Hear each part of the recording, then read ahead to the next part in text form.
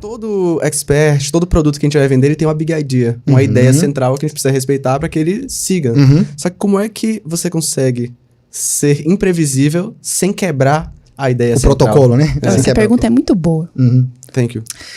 Bom, dentro da copy, a imprevisibilidade é chamada de quebra de padrão.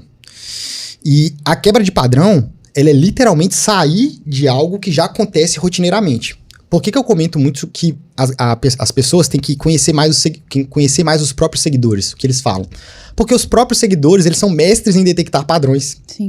Então, se eles estão falando a mesma coisa sempre, significa que tá faltando uma coisinha ali. O processo de persuasão, ele não tem uma regra definida, que tipo, tem que ter passo 1, passo 2, passo 3, passo 4, não tem que ter isso. Muitas vezes você consegue ser mais maleável em cada passo, de acordo com o que você faz, sem perder a magia da coisa. Vou dar um exemplo para vocês. Na indústria do cinema, por exemplo, muitos anos fez as histórias que eram contadas sempre de uma mesma forma, seguindo uma mesma linha. E aí teve uma época, não lembro qual filme que foi, que eles fizeram o seguinte: a primeira cena do filme era a cena final. E aí você chegava no filme, olhava a cena, e aí a cena saía e entrava uma outra cena que não tinha nada a ver. Você olhava pra aqui e ficava, tá, mas e aquela cena antes?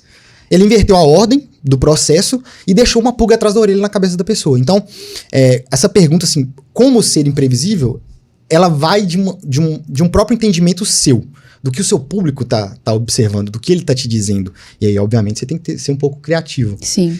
Sobre criatividade, inclusive, o pessoal sempre comentou comigo assim, você é muito criativo. E muita gente acha que criatividade é um dom. E eu acredito de verdade que para você ser um bom contador de histórias, e um copywriter é, em primeira instância, um bom contador de histórias, ele tem que ser criativo. Só que o ser humano nasce criativo. As crianças fazem coisas que não fazem muito sentido. Você pede para elas pintarem um sol, elas pintam de azul. Sim. E aí o que os adultos fazem? Mas sol não é azul, sol é amarelo. Tá, mas ela tá usando a criatividade dela. Então, nós nascemos criativos e o mundo impede que sejamos porque o mundo tem as próprias regras, né? Esses dias eu vi uma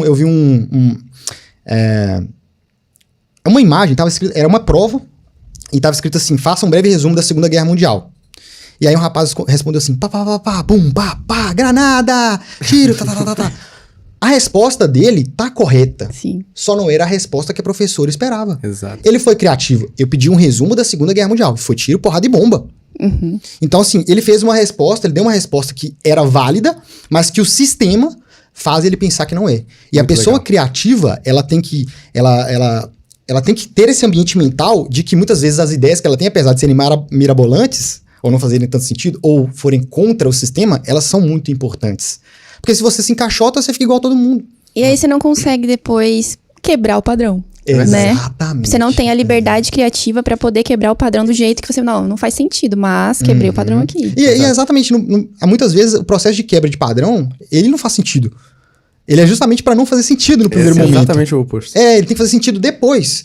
Então, respondendo a pergunta em questão de imprevisibilidade, eu acho que é isso. Eu acredito que tem a ver um pouco mais com você entender a sua audiência, o que eles estão falando, pensar em como surpreendê-los de uma forma que vá contra o que eles imaginam. Eu achava que ele era assim. Não, ele é totalmente diferente, tomando cuidado, é claro.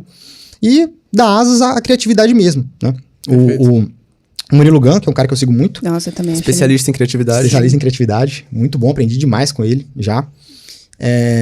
Ele fala uma coisa muito legal. Ele usa um neologismo. Né? Neologismo, pra quem não sabe, é uma palavra que não tá catalogada no dicionário, mas as pessoas usam.